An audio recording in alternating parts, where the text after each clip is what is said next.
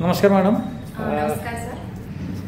आज जो आपला कर्तव्य लर्निंग पॅनेलद्वारे तुमचा जो न्यूमरोलॉजीचा रिपोर्ट आलेला आहे, जे तुम्ही केलेल्याप्रमाणे, तर त्याबद्दल तुमचा जो अभिप्राय आहे तो कसा राहिला? जे धीरज सरांनी तुम्हाला पूर्ण समजून सांगितलं, तो अभिप्राय कसा राहिला? त्या अभिप्रायाबद्दल तुमच्याकडून काय आहे?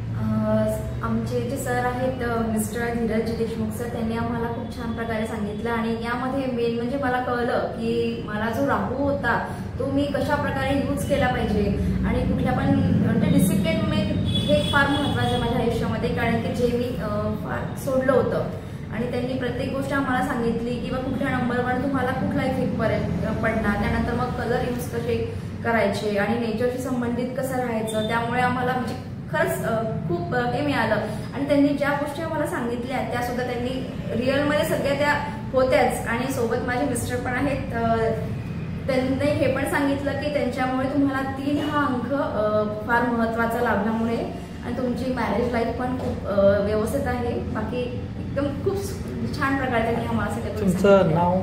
माझं नाव आहे अश्विनी निखिल तवर, अकोला. राहणार अकोला. थँक्यू.